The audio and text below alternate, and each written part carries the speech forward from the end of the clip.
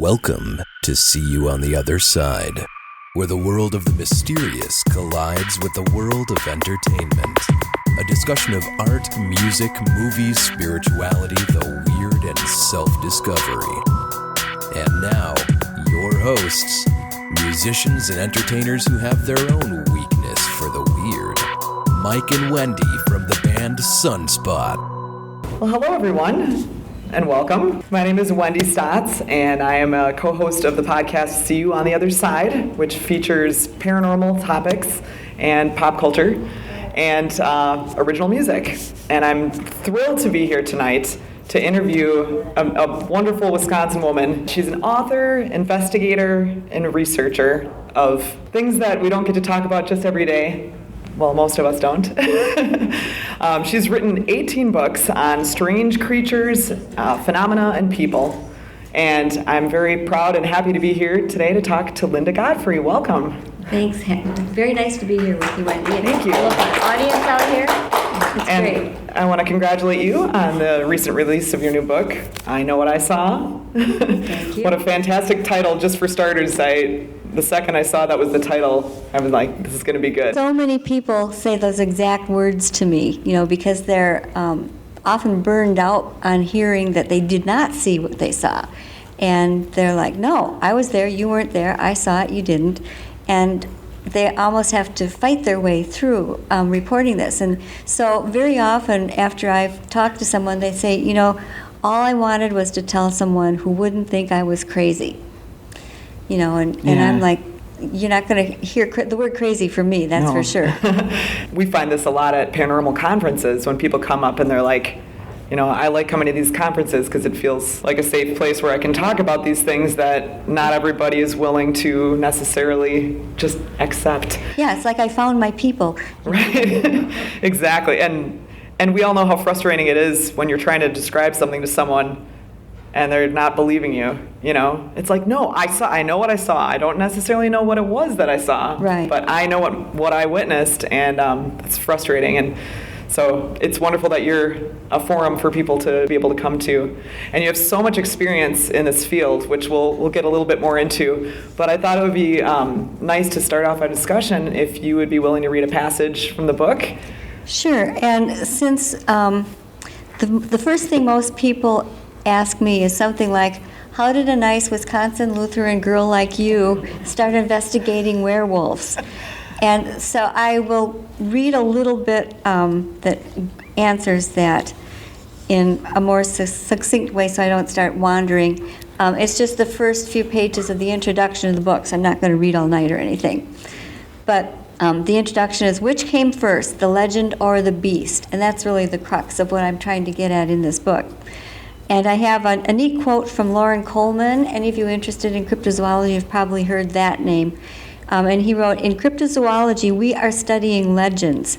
Legends are the smoke above the fire, which kind of goes to say that if so many people are seeing one thing or another, that's the smoke, and there's a fire somewhere inspiring that.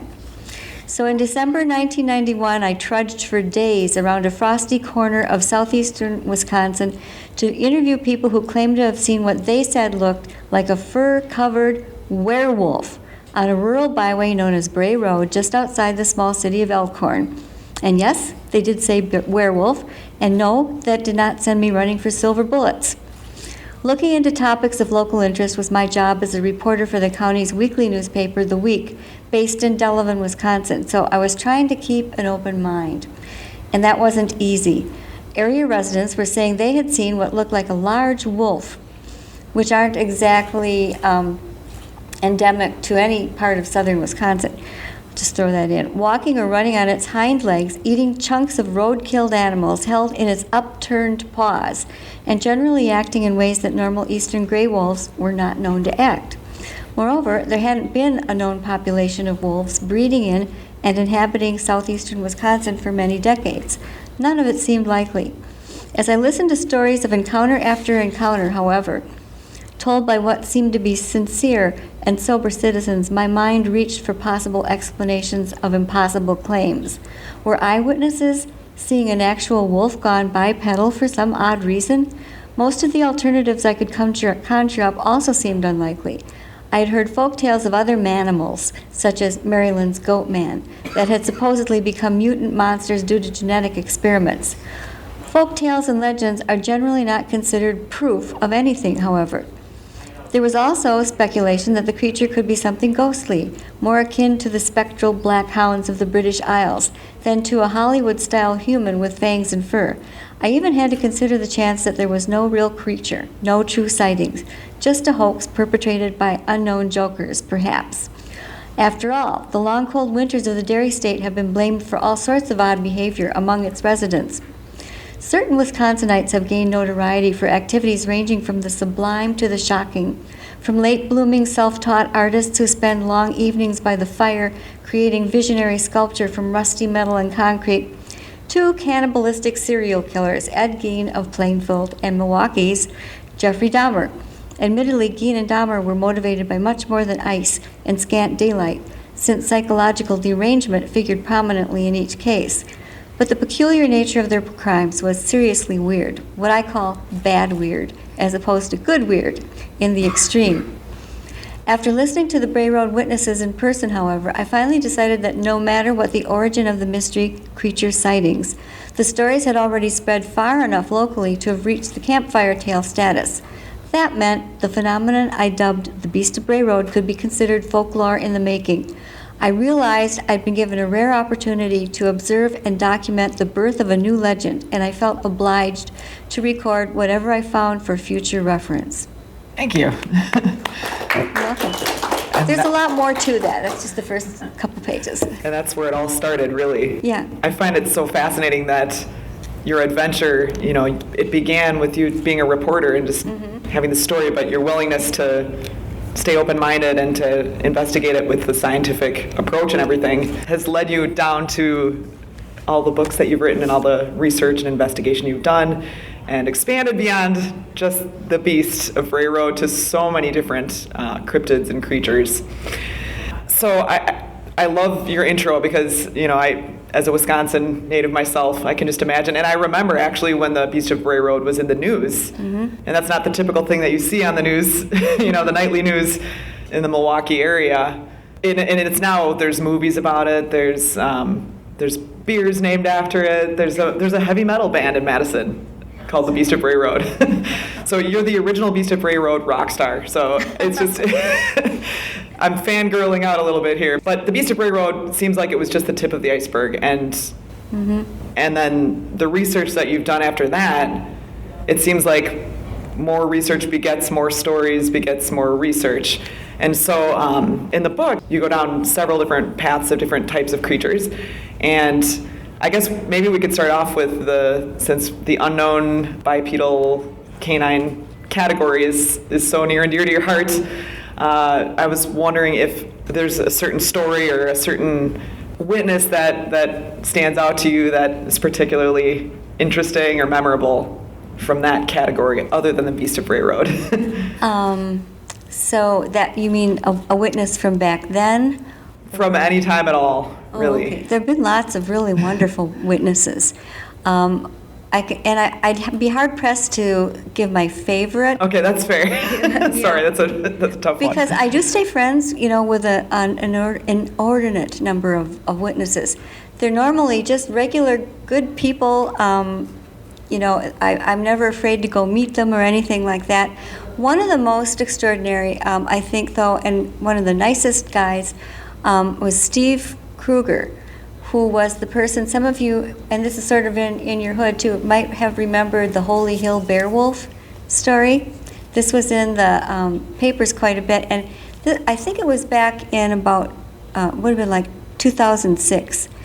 And Steve Kruger at that time had a literal moonlighting job. He was driving at night around the Holy Hill area, picking up dead deer carcasses for the DNR. He was contracted to do that. If you've ever driven around there, you know how the roads twist around and they're steep. You can see why so many deer get killed out there.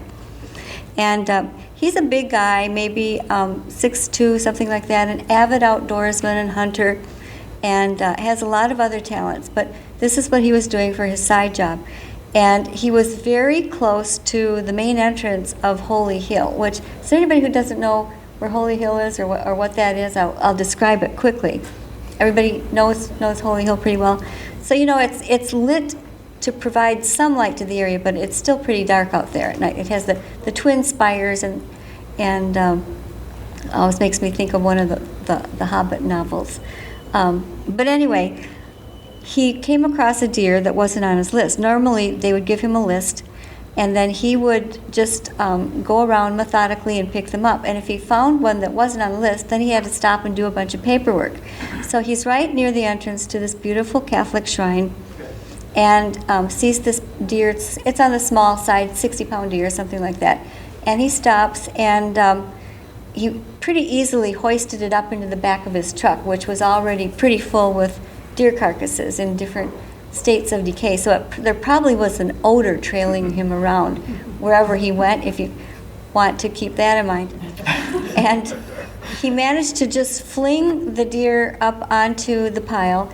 And he didn't need, normally he had like a set of metal risers that he would put on the back of the truck to kind of slide the bigger ones in, but he didn't need that. So that wasn't there. And he went around and he had, so there was a faint light coming from the shrine. He had his back end of the truck lit up with a big light. He had a cab light on. He had like a stop yellow flashing light on the top. And then he had his dash light. So it was pretty well lit. He could see what was going on. And he's sitting there writing, and he said all of a sudden he felt this big clump, like a big wind or something had hit the truck. And he's like, what? It was perfectly still. There was no wind. There was no bad weather. And he's kind of shrugged it off and went back to writing. And there was a second clump like that. And then he heard a bang kind of sound and a thump. And he looked in the gigantic rear view mirror that he had in the front of the truck, and he saw this thing reaching in. Its forelimb was extended into the rotting mass of deer flesh, if you can imagine. And it seemed to be grabbing at the one he had just thrown on. Sorry for the very colorful description, but that's what it was. It had its forelimb extended, and he said, it didn't look like any animal's forelimb, really. He said he was expecting it to be something like a bear, but it was too thin for a bear. It had claws that weren't like a bear's, and his eyes moved up and he saw its head, and he said the head was like a wolf. But then it did have this sort of big bear body, and yet he knew it wasn't a bear because it had pointy ears on top of its head, which also ruled out Bigfoot. And it was covered with fur, and you laugh, but there's a point to the story with that part too. So that fact that he could not identify this thing was what frightened him, because he's an outdoorsman, lived in outdoors Wisconsin his whole life, and he said for the life of him, he had this Rolodex flipping inside his brain trying to think what animal it could be, and he couldn't come up with one. And at that point, he said just automatic fear took over. He stepped on the gas and just flew out of that spot where he'd been. And as he pulled away, he heard two sounds, which I had already described. One was the sharp thunk, and the other was the well, I'll just say it was a thump and a clunk to be easy. And he knew just what they were. One was one of those trailer ramps that had fallen down, and the other one was that deer, the newly acquired deer that only weighed 60 pounds. They both had been taken off of the back of that truck. So he went as fast as he could. So he finally came to an intersection, stopped and thought about it. He's panting, breathing hard. He didn't seem to have been followed. He's looking, backwards behind him and in the rearview mirror. He still had all his lights on. And then he starts thinking, because he's not a rich guy, he's got a family, and he's thinking, well, boy, I really need that metal ramp in case I get a big deer. And he somehow summoned up the courage to go back there. And the ramp was gone, and the deer carcass was gone. There was not a sign of either one anywhere. And that's when he knew he was dealing with something really unusual. And being the good, upstanding citizen that he is, he went to the county sheriff and told him what he saw. And all he had to say was something standing upright with fur, and they wrote down Yeti. he never said the word Yeti. He never said Bigfoot or Sasquatch or anything like that. But that's what they wrote on the report. So then early the next morning, when all of the newspaper scanners are looking for something juicy to put on the paper, they come across this and they make it a Bigfoot, which wasn't true. So a lot of people thought it was, just another one of those Bigfoot stories. But within a couple of days, there were people from all over the place. I'd been contacted, so I was out there. There was he's not around anymore, I don't think, but there used to be this man that just was kind of sponsored by somebody and flown all over the place and had his own Bigfoot finding bus. He was there. Everybody was just kind of looking at where this had occurred and trying to find stuff. And I found a tracker who lived right there, who had seen the footprints this thing left, and they were like very large wolf prints, and they led into a swamp where he lost it at that point. So somebody had seen footprints that Steve Kruger didn't see. And I actually did a stakeout right there. There was a hillside, and I did a stakeout with a deer hunter and with that tracker. And of course, when you're staking out, you never see anything. They know you're there, whatever it is, whether it's a known or an unknown animal. And so there was quite a bit of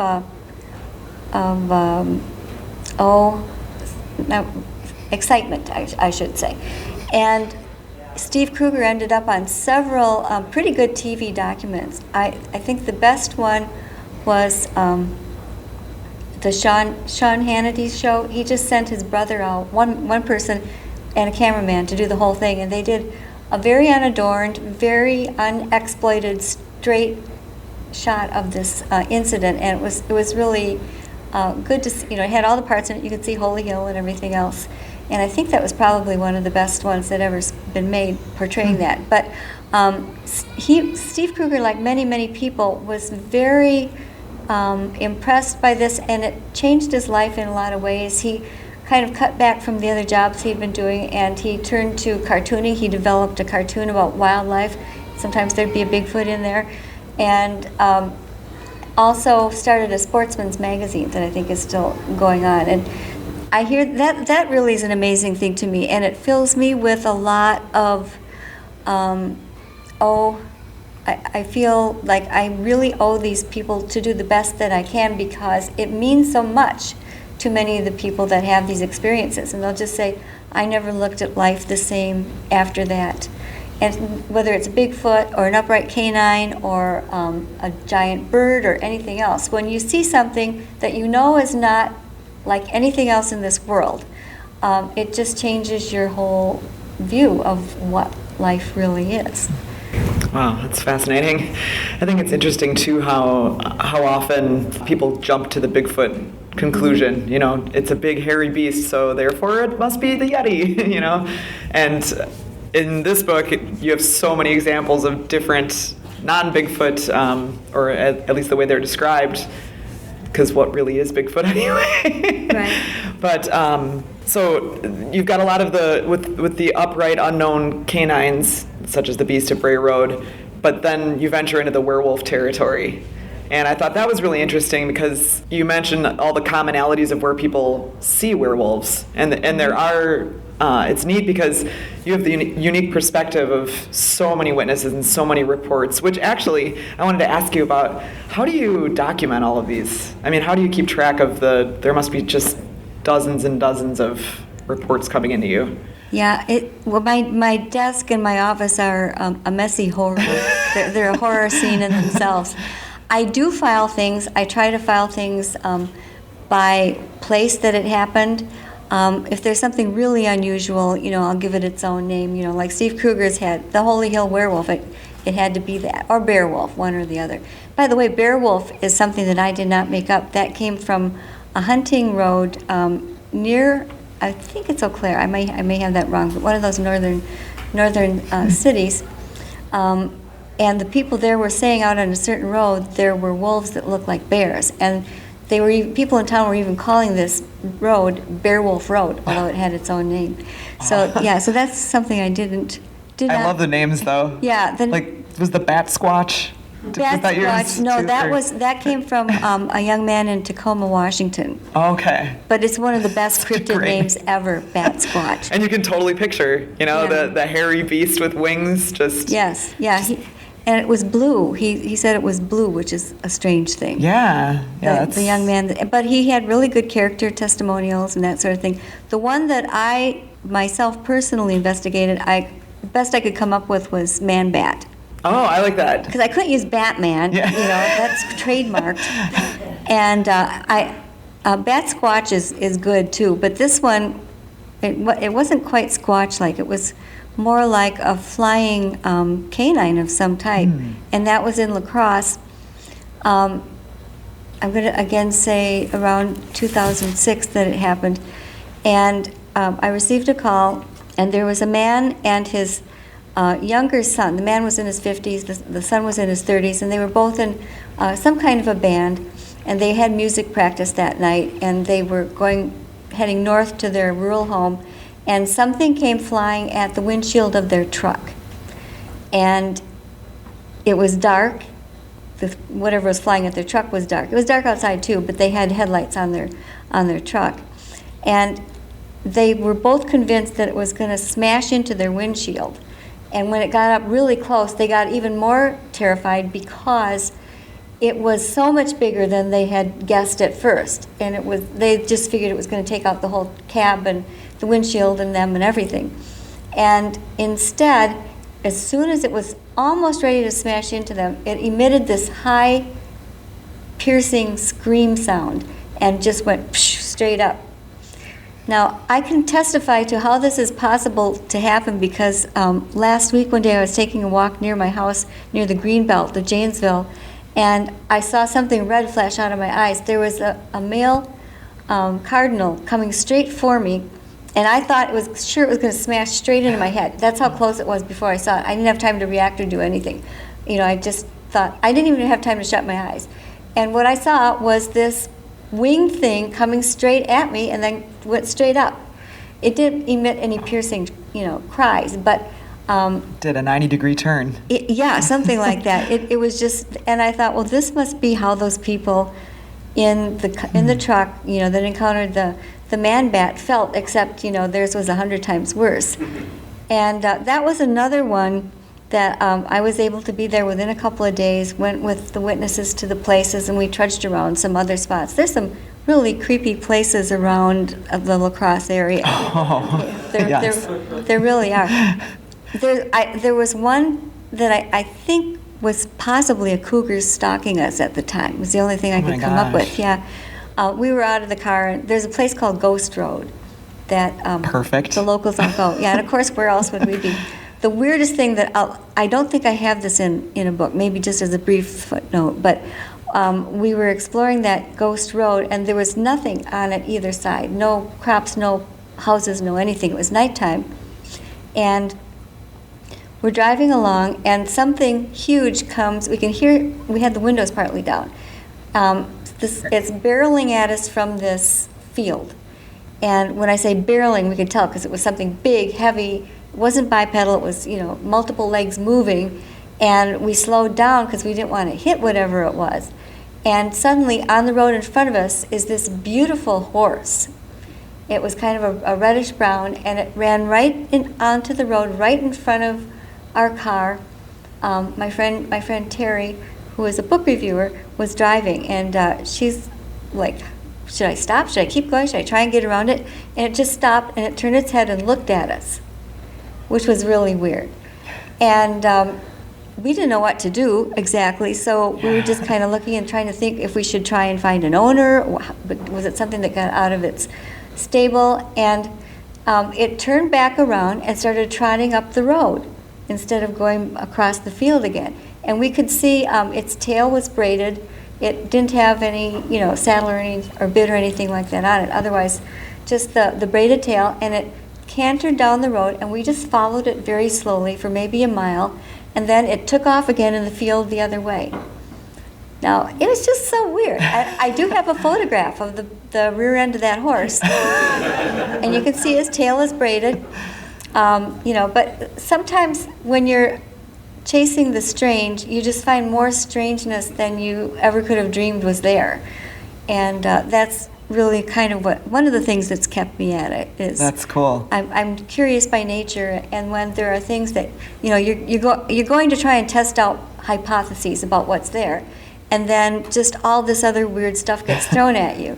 It reminds me of the quote, I think it's credited to John Tenney, what you think is weirder than you think. Yeah, that sounds like something he would say. Yeah, and it seems to be true in my experience researching the things as well. Right. The horse makes me think of a chapter that I found really interesting because I hadn't heard many stories. Now the bipedal, the upright, unknown canine ones, that's such a visual. You can picture that werewolf, braying at the moon. But there's so many stories I couldn't believe of the dogs that were people driving, and a dog they would report the size of a horse or bigger, or as tall as their minivan. Just basically a giant-sized dog. There were so many of those stories. I thought that was really intriguing. And you're talking of the dire dogs. Yes, the dire dogs, which is such a great name for it too, because it's perfect in every way. And you probably haven't ever heard that name because I made it up in the course of this book, because I didn't know what else to call these things. Most of these were not bipedal. They were quadrupeds, and I was calling them quads for short for a long time. And I started receiving those way back in the early 90s. It wasn't something that just came up recently, but it'd be just every now and then, and I didn't really know what to do with them because I wasn't sure they fit under the dogman category, but as you said, they were large. That was one of the weird things. And people would use the same terms over and over again, either a mini horse, a Shetland pony, or a bull calf. Was because they said they were not only high up from the ground, and usually they'd say their shoulders would be level with the top of the driver's door with the window rolled down, so that's pretty big. And they also didn't look exactly like wolves. Some had different appearances. What they did seem to have in common is that they were very sturdily built. Most of them had bigger than normal heads. They had teeth. When the teeth were visible, they would be jagged and weird looking, and sometimes they had kind of a primitive ruff on the back of their necks, kind of like hyenas do. And also, sort of like hyenas, they were sometimes described as having front legs longer than the back legs. Not always, but after a while, like the last couple of years, I started getting such a pile of them that I realized they were a separate category. Not a species, not a type, not a kind, but a separate category of unknown canine creatures. And these all had, they weren't like wispy things. They were solid, and they seemed to be obsessed with chasing people's cars. I have one at home that I haven't published yet, but it's going to be going in soon, of some who had, one was, I think, 2 people in the car, 2 or 3, and they had one of these creatures come running after them. They saw it come running. It caught up with the car. It was going the same speed that the car was, and it was apparent that it was trying to ram the car off the road and managed to get it headed into the ditch, and they somehow righted it and got it back on the street and got back out of there. So I started thinking what I could call these things. And they reminded me sort of the descriptions of dire wolves, which were real animals. There are several thousand skeletons available for us to look at in the La Brea area of Southern California, but they were spread all over too. But they had these large heads with the big jaws made for crunching bones. And they weren't as huge as the recent TV show would have you believe, where they all, you probably know which one I'm thinking of, where they're all owning their own dire wolves. Dire wolves were maybe, it's estimated now, up to, at the max, only 25% larger than the big eastern gray wolves, which can be 6 to 7 feet long, the largest of them. I've got a picture at home of one that was killed around the 1900s, and it measured 7 feet tall when they hung it up. So eastern gray wolves can be very big, especially formerly. And these were different. The gray wolves look like wolves. They've got the graceful, skinny legs. These had powerful legs, thick necks, and they just had their own personality with this chasing the cars and bumping them.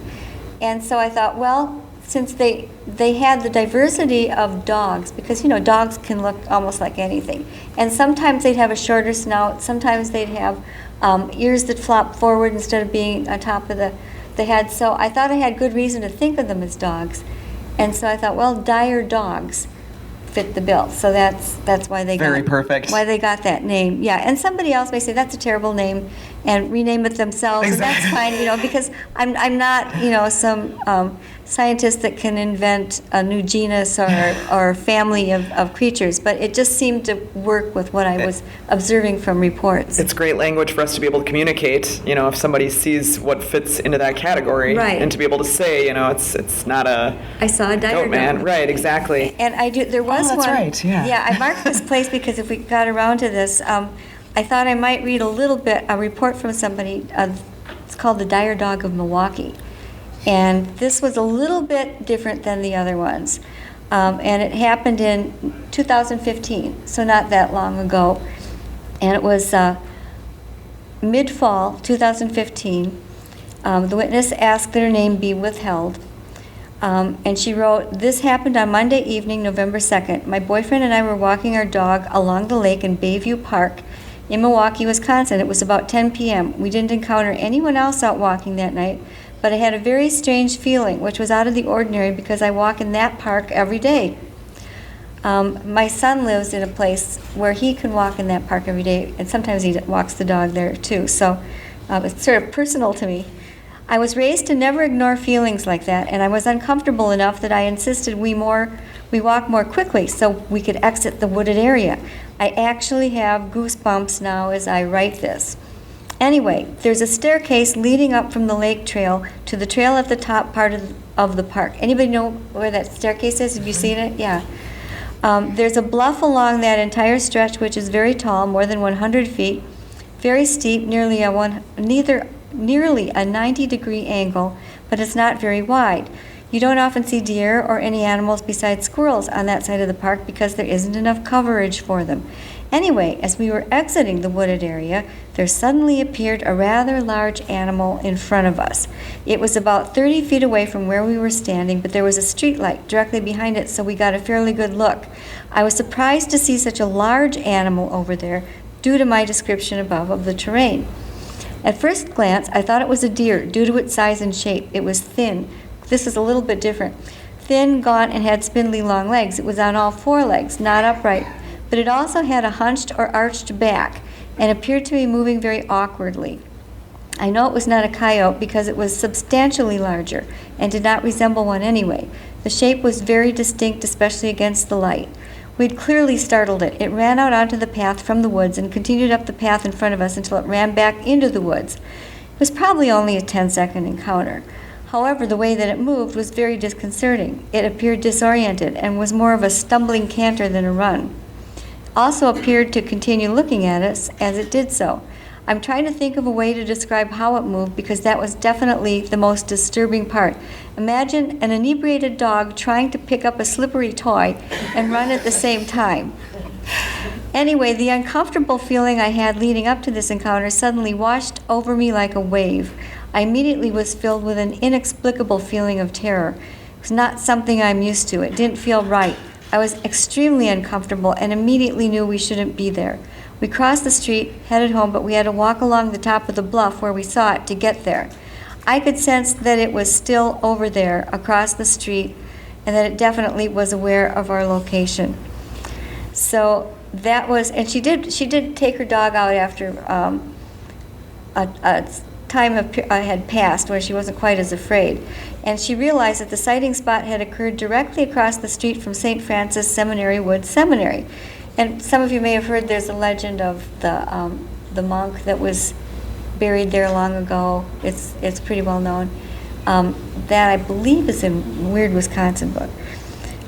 So it's supposed to be haunted, and it also shows that many of the sightings of all types of these animals happen at sacred places or cemeteries. Also, military installations are another place that people don't realize until they go and look around it. I always tried to go to a map and find what human and geological and geographical artifacts are surrounding each sighting.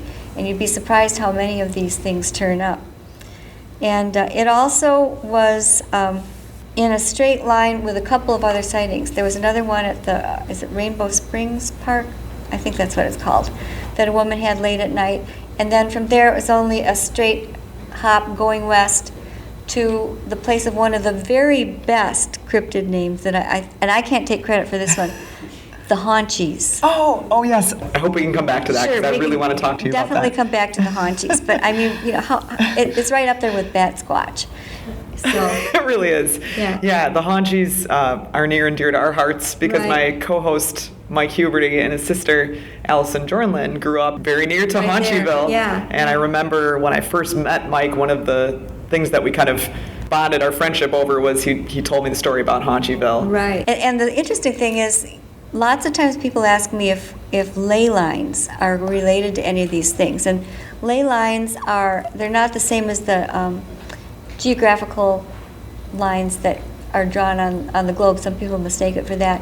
They're straight lines that link places of power. And so you've got this straight length going from the Waterside Park to the Rainbow Springs Park, straight on to the supposed Haunchies Village. Wait, so when you say places of power, do you mean like sacred sites? Most of places that have been considered sacred sites Okay. over the years. And that whole part of Milwaukee, there were a lot of the ancient animal-shaped effigy mounds all around the lakes near Milwaukee and going up to Lake Michigan. Just many of them were destroyed, unfortunately. But lots. Linda, one of the really neat things that I love about your book is that your original artwork is peppered throughout the book. And I think it's so great that you have that visual talent and ability to Thanks. communicate these things in the form of drawings. And there was one, that you had a map that you had, I think it might have been from the Hillsborough, That probably is, yeah. where you had nicely drawn out where you could see that there was almost like a circle of where all these incidents were occurring, which I thought was really interesting, to be able to geographically. Yeah, it's about an 18-mile radius Wow. from the city of Hillsborough. So maybe we could venture into that category next, because we've kind of talked a little bit about the dogs and the wolves, Right. but there's some feline. Feline, that's right. Yes, all right. Like to headline it. Well, this is about an animal that is not unknown. It's a known animal, but it has aspects that are unknown. And that would be the mountain lion, which at one time covered most of the Western Hemisphere. They were in Canada, they were all over the U.S., they were south of our borders. And that shows it. And they were around the late 1800s and early 1900s. They were systematically killed and just done away with, so that there were virtually none left that we knew of in the Midwestern states. The few that were left were kind of pushed down southwesternly directions to be down in the west of Texas and Arizona, down in that area. So there weren't supposed to be any of them around here at all. And there have been some walking through that are announced and believed by the DNR to be wanderers from the Black Hills. And that's true. They can trace them by DNR found from their droppings and that sort of thing. So, and there was one that would probably have come down, actually two of them that would have come down through Milwaukee. One of them made it all the way out to Connecticut in 2011, where it was killed by a car. But there aren't supposed to be great numbers of them. And about, maybe 7 or 8 years ago, a newspaper editor and writer in Hillsborough, Wisconsin, which is not a very large place. It's west of Baraboo. One of my grandmothers lived in town there and was a school teacher. My other grandmother lives still within that 18-mile radius near Wilton. So I had family ties to this place. Well, this gentleman, Steve Stanek, saw some of my books, and he got hold of me and said, hey, you should hear about all of these mountain lions. And I said, all of them? Well, how many have you got there? And he said, well, by my count, just the witnesses that I've talked to, and I know there's more of them over the past couple of decades, at over 150. That's a lot. That's really, really a lot. When you consider mountain lions are animals that the males need a 30-mile radius just to themselves in order to live their lifestyles. And he said, here's what people have trouble with. Over half of them are black. And black-furred, the technical name is melanistic, mountain lions are not supposed to exist. And he has his own theory that when they were pushed back down into the southwest, that they met up with jaguars, which can be black-furred, maybe even an occasional black leopard, and that they mated, and that somehow either that or the black jaguars moved up to where Hillsborough is. Why Hillsborough? Because it looks like a place where mountain lions should live. It has blocks and blocks of rocky bluffs. It has deep valleys, lots of tree cover, beautiful rolling landscape. That's one reason the Amish families have moved in there. They have a huge population. In fact, Amish live on my grandmother's former farm by Wilton. So this is amazing because, again, this is one of the areas where the most people have said, I know what I saw. And I even have a retired sheriff's deputy who saw up close a black-colored big cat and was told by his superiors, no, you didn't see that. You saw a house cat. You didn't see any kind of larger cat. One of our witnesses, to make a long tale short, a long tail, no pun intended, they do have massive tails. That's one easy way to recognize them. I started working with him and soon realized this was a really great thing to do a documentary movie on. So I've been over there a lot.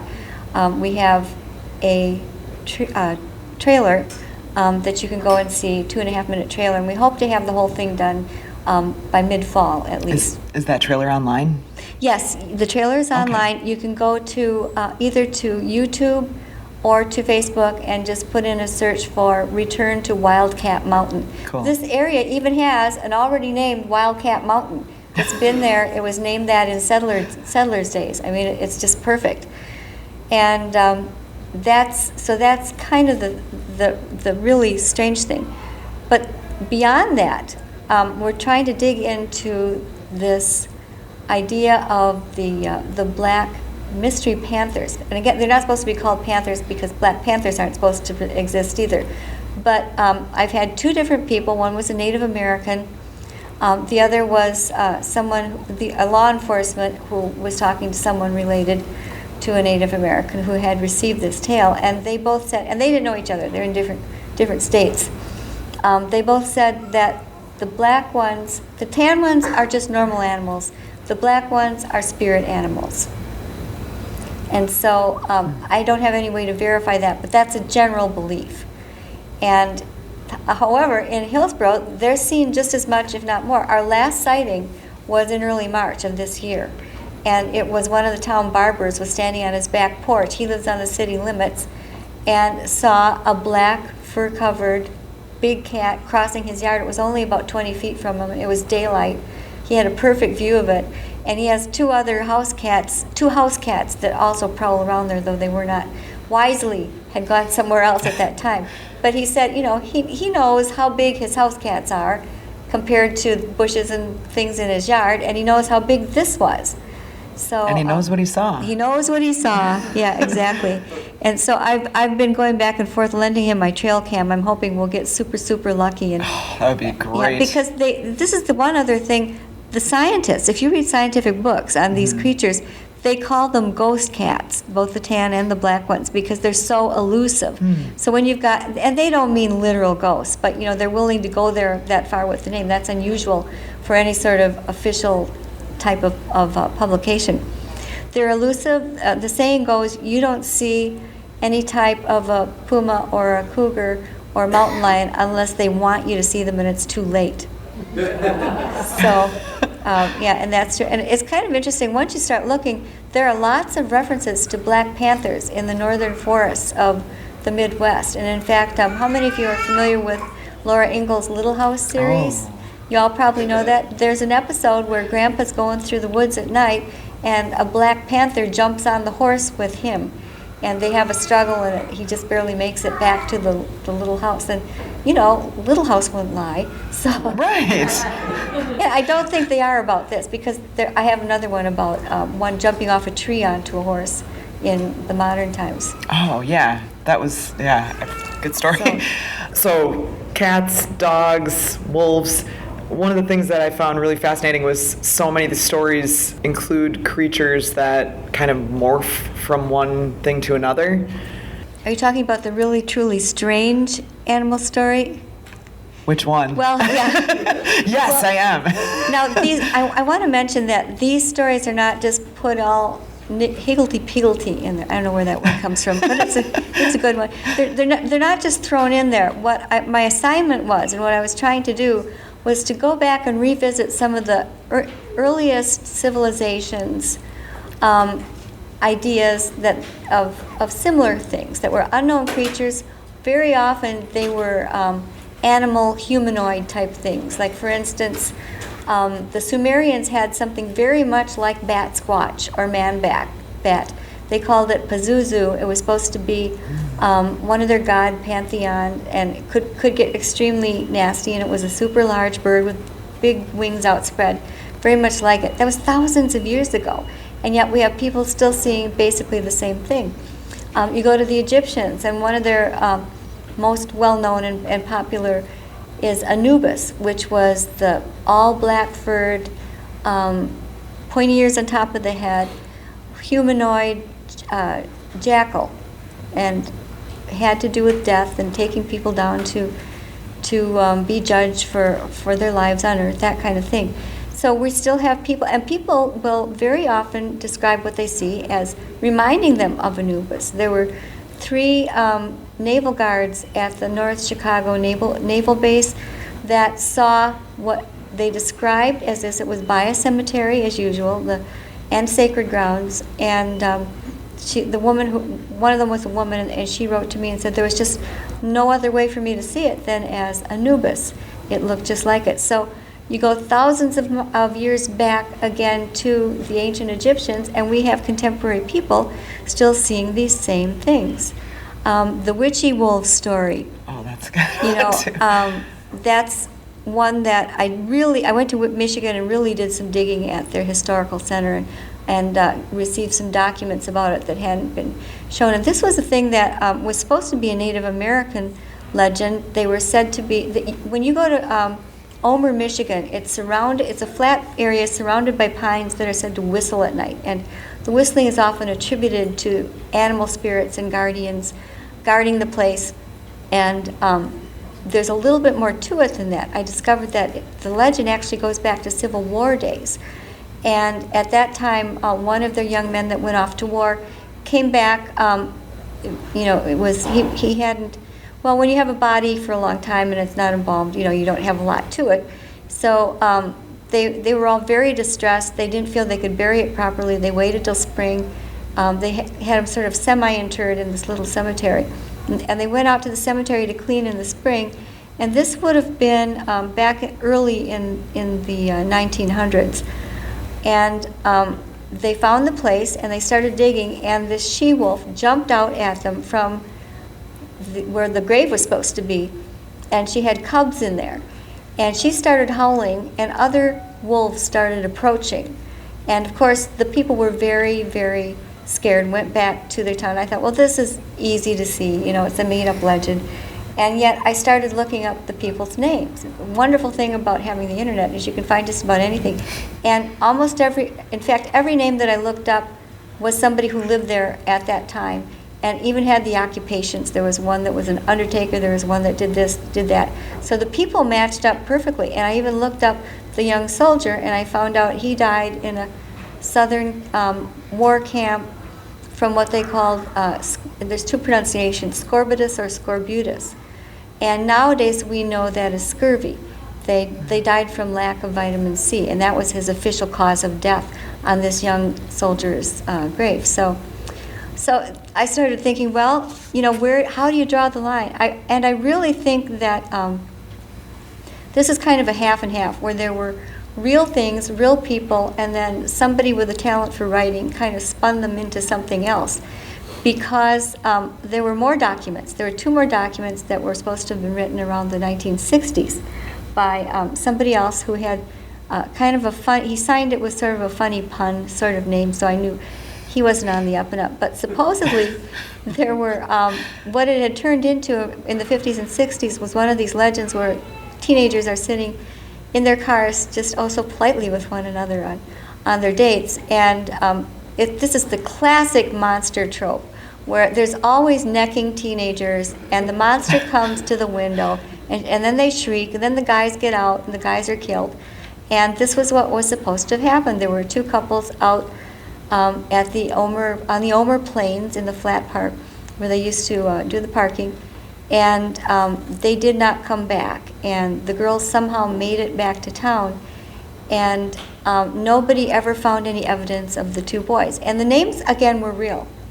So, but I couldn't find anything like an obituary or anything official about it. You know, it's like there's the joker, the trickster is always in there, giving you just enough to lead you on, but not enough to really settle the deal. You know, so then the one thing that happened was, I guess these boys were deer hunters, and another hunter found one of their belt buckles, which was engraved with his initials. You know, and of course there's no belt buckle at the museum to see, but so whoever did this forces you to do a little of your own homework and then put your own belief where you think that it belongs, because there's no way to prove or disprove it. Right, and I want to applaud you for the research that you do and the fact that you do go down every path, and you go to it's I really appreciate that, because tales get spun, like you said, and if you have that little thread where you can say, like, okay, this was an actual person who lived here. This reporter, you know, at the time, they're not going to tell a story about someone, an actual person, you know, unless there's something behind it. So whatever that is. Yeah, and the Haunchies is kind of like that too. They seem on. Thank you for coming back to the Haunchies. Oh, yeah, I knew you wanted that. I wanted to make sure we weren't leaving it out here. The Haunchies, if you're from the Milwaukee area, again, many of you have probably heard of it. And the Haunchies are supposed to be, I like to use the term small humans, people who entertained in a circus at one time. And supposedly, as it goes, they came to this road called Mystic Lane. That's the real name of this road. And how did it? It's so perfect, Ghost Road. It is, Ghost Road. And sometimes these names have legends in them and are hints that there are legends. Well, this was at a time when the circuses had started to break up, and it is a fact that there had been circus colonies where the circuses would winter over all across the Midwest and especially some of the eastern states.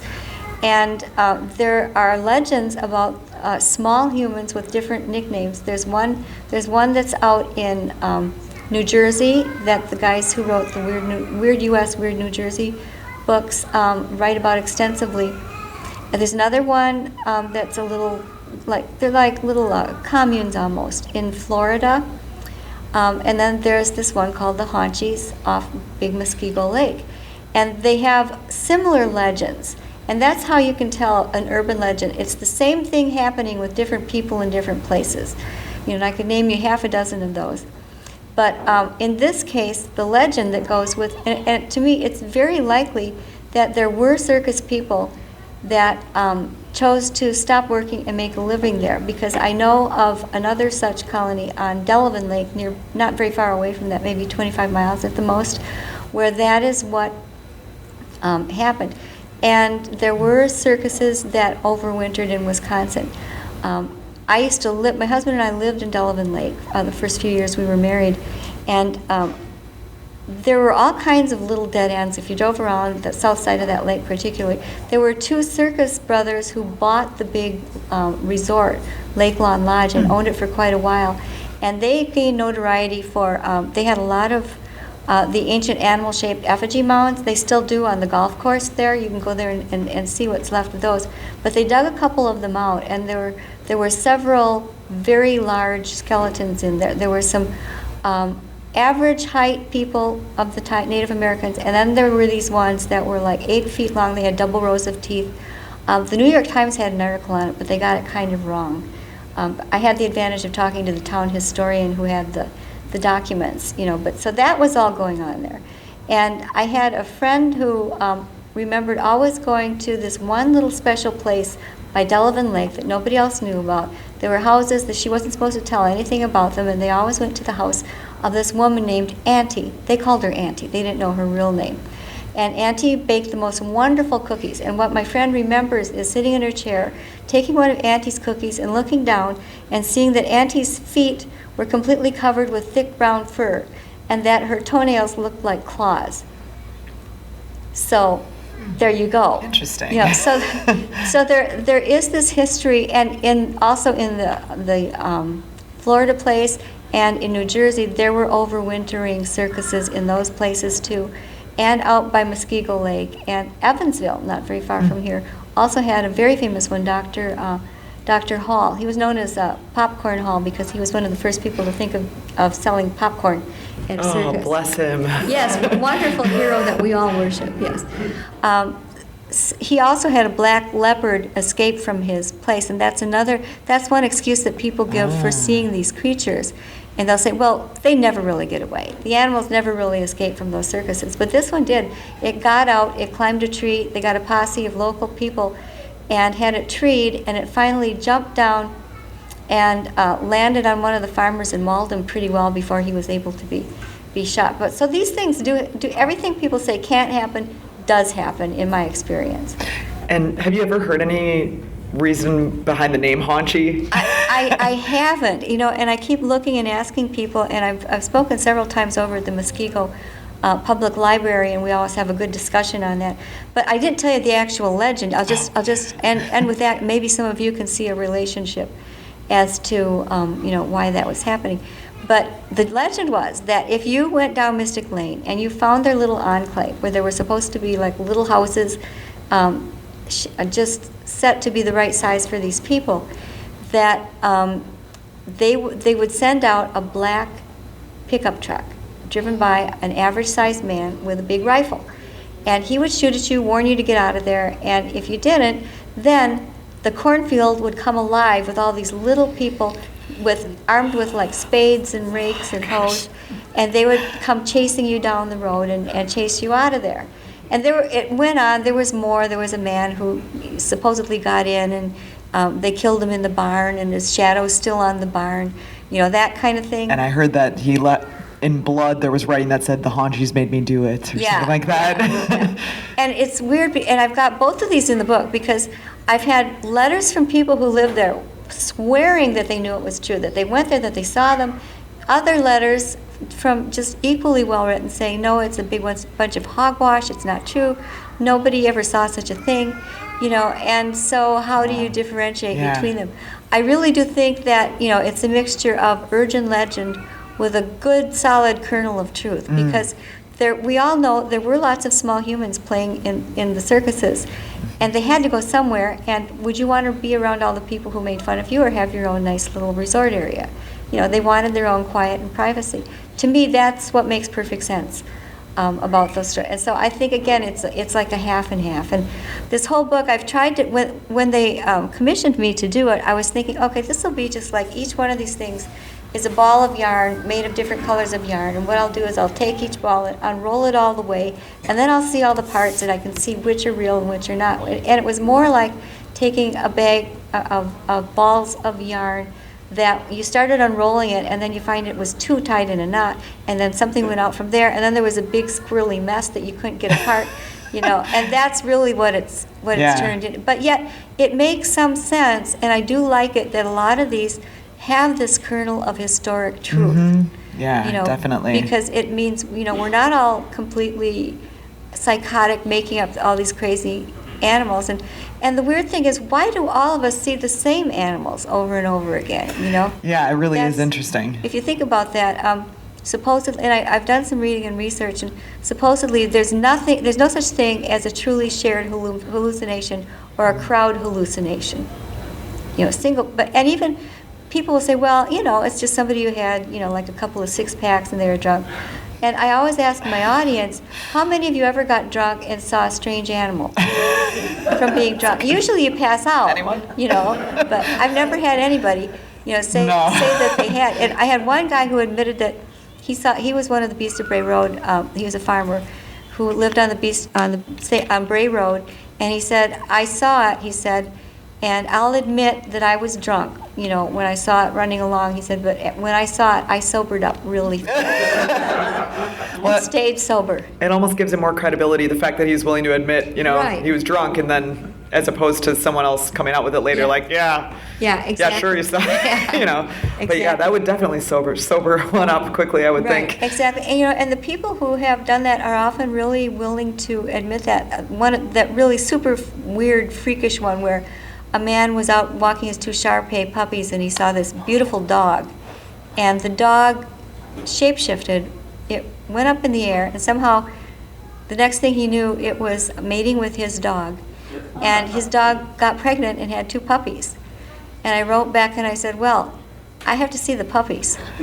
And unfortunately, he was in Hawaii at the time or somewhere, but he sent me back a really nice picture, which is in the book. And I thought really long and hard about putting this in the book because it's just so easy to pick apart. It's like low-hanging fruit on the legend in the legend tree.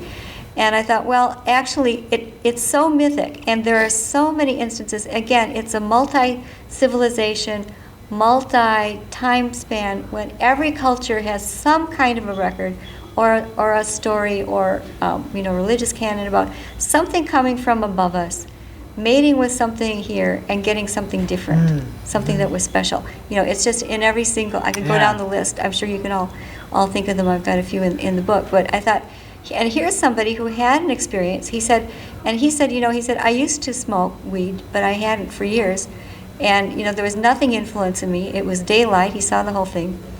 And I thought, well, this is exactly what I'm looking for. So it made the book. Yeah.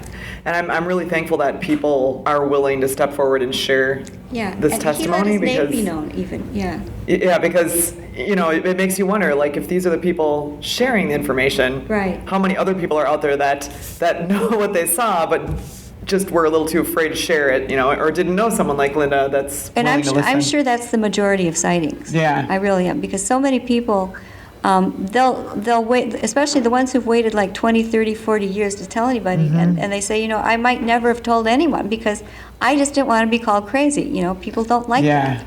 So. And I think also those ones are interesting because they say it might have been 20, 30, 40 years ago, but I remember it clear as a bell because it's such a strange thing and makes such an impression on you. You're not going to forget it. Right, exactly. I was on Coast to Coast with George Norrie the other night, and for some reason when people started calling in, almost every single one was somebody who had had their experience as a fairly young child. But they said exactly what you just mentioned. I remember all the details so clearly, everything, the colors, and it, in every instance, they said, affected their lives to this day. Wow. That's amazing. Well, Linda, we're coming up on an hour here. So before we get to the Q&A section of the evening, I just wanted to thank you again so much for being such a wonderful sounding board. You're welcome. And for having such an open mind and for organizing all of these stories and tales. And yeah, I mean, it's amazing. And after reading the book, I just, after reading story after story after story, I have to say that it got me thinking differently too, because it got me thinking, I need to get out there because there's stuff out there, and I'm curious about all these things, and I would love to see something like that, but it sort of gives you more faith that, like, this stuff is really going on. We don't know what it is necessarily, people but are seeing it. People are seeing these things.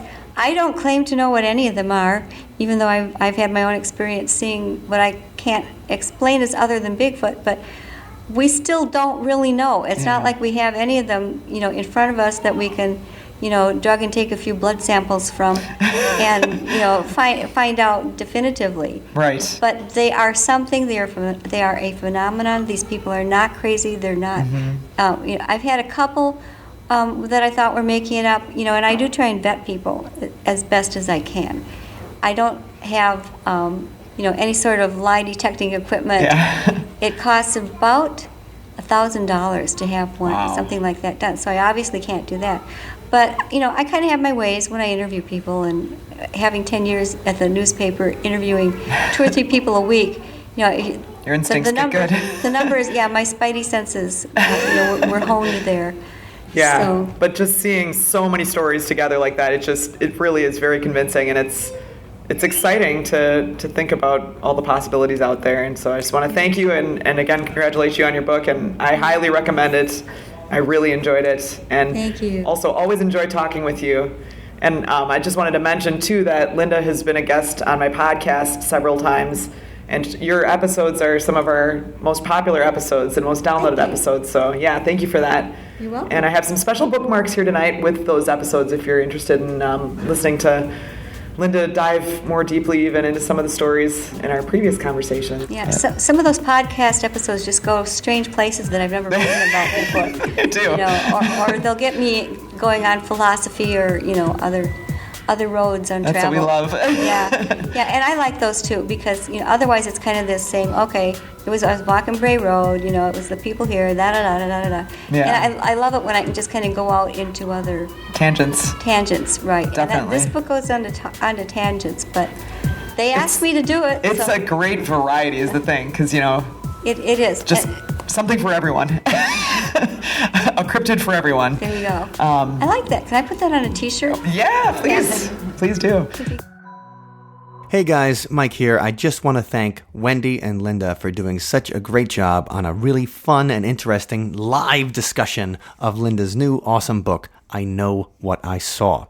Now, with a great title like that, we didn't have to reach too far into the well of inspiration to come up with our own song by that name. Now here's Sunspot with I Know What I Saw.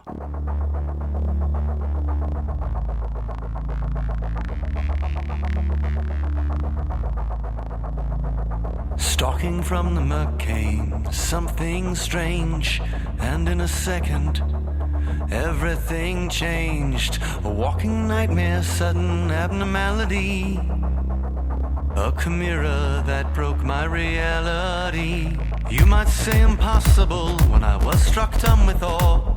It might break all the natural law, but I know what I saw. I know what I saw. A glimpse into the infinite, a peek behind the veil. When you finally see yourself on the cosmic scale. Some moments I remember with perfect clarity, like when I saw the creature that stretched my credulity. You might say impossible when I was struck dumb with awe. It might break all the natural law, but I know what I saw. I know what I saw. And stalking from the murk came something strange. Just in 1 second, everything changed. A walking nightmare, sudden abnormality, a chimera that broke my reality. You might say impossible when I was struck dumb with awe. It might break all the natural law, but I know what I saw. I know what I saw. I know what I saw. I know what I saw. I know what I saw. I know what I saw. I know what I saw.